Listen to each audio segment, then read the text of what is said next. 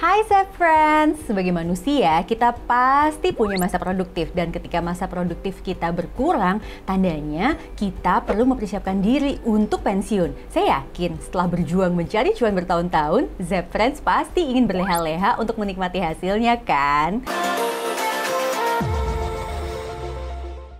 Zep Friends, selamat datang di channel Zep Finance TV. Untuk Zep Friends yang baru bergabung di channel ini, perkenalkan saya Prita Gozi, CEO dan Principal Consultant dari Zep Finance. Nah, di video kali ini kita akan membahas kasus yang masuk ke Pops Clinic di Zep Finance. Dan kali ini ada kaitannya dengan investasi dana pensiun nih.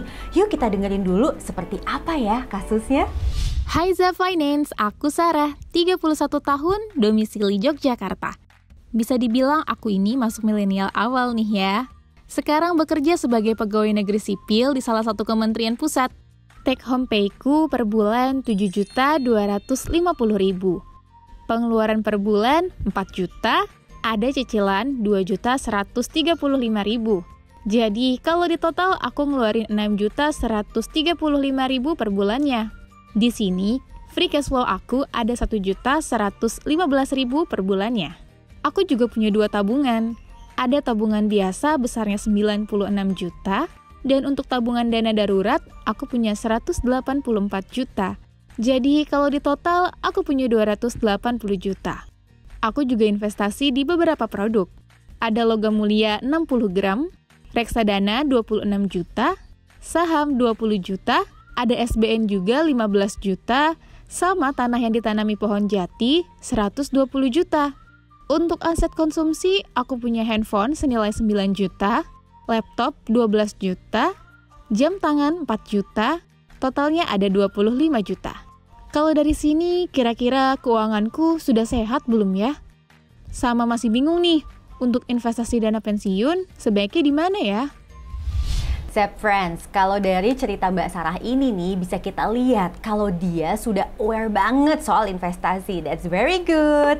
Produk investasi yang digunakan pun sudah cukup beragam. Nah, untuk Zep Friends yang mau belajar soal investasi bisa coba cek beberapa video di channel kita juga ya.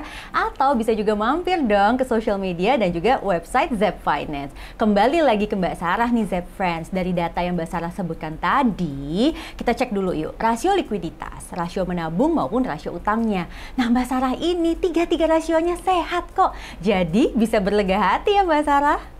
Oke Zep Friends, sekarang sebelum ngomongin soal dana pensiun, kita lihat dulu yuk dana daruratnya. Kalau dari pengeluarannya Mbak Sarah nih, berarti total dana darurat yang harus terkumpul idealnya adalah 48 juta rupiah.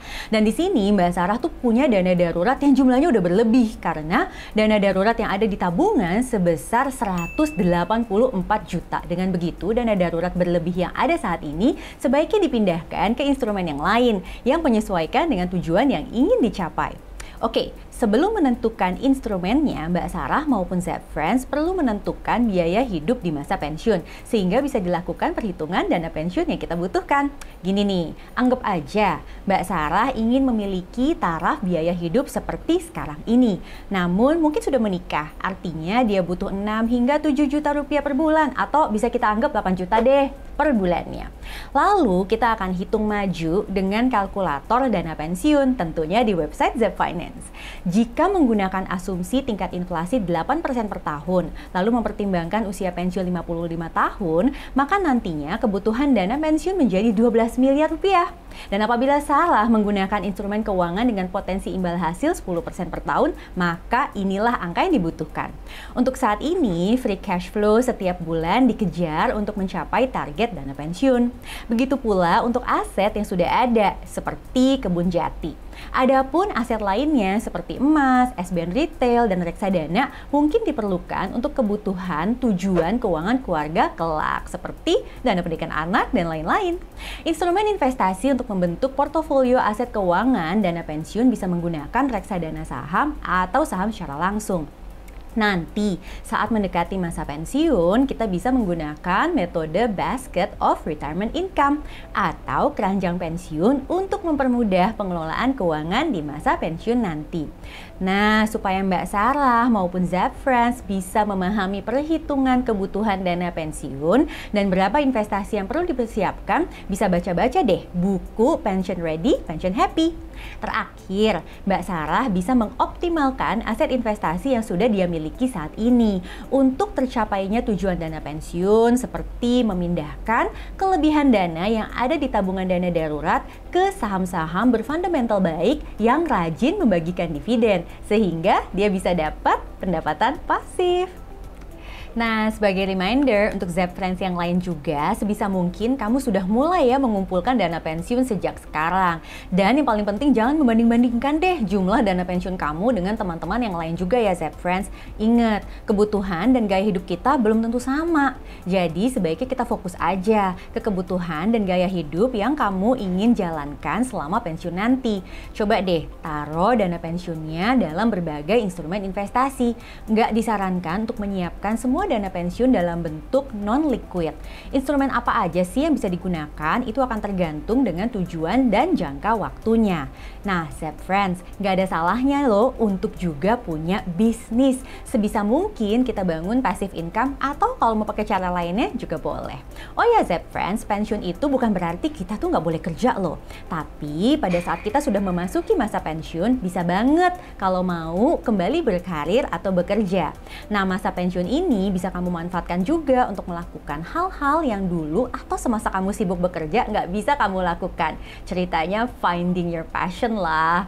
Jadi nggak ada salahnya kan untuk mengalokasikan dana tambahan dalam pensiunmu, supaya saat pensiun nanti kamu bisa melakukan hal-hal yang kamu suka, di mana dulunya kamu mungkin nggak pernah punya waktu untuk melakukannya.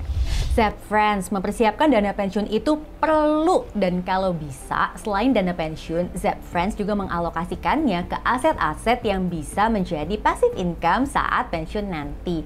Nggak perlu menunggu-nunggu entar deh, nanti malah nggak dikerja-kerjain. Akan lebih baik kalau Zap Friends bisa mengumpulkan dana pensiun ini segera mungkin. Nah Zap Friends, Pops Clinic kali ini sampai di sini dulu ya. Semangat dong untuk mengumpulkan dana pensiunnya. Kalau kamu punya masalah finansial lain, boleh loh kirim ke Zap Finance. Caranya bisa dicek di media sosial Zap Finance seperti Instagram dan juga Twitter. Nanti siapa tahu kita angkat untuk Pops Clinic selanjutnya. Nah, untuk yang belum subscribe, jangan lupa subscribe dong. Share, like, dan juga komen ya. Saya Prita Gozi, pamit dulu undur diri. Kita jumpa lagi di Pops Clinic selanjutnya.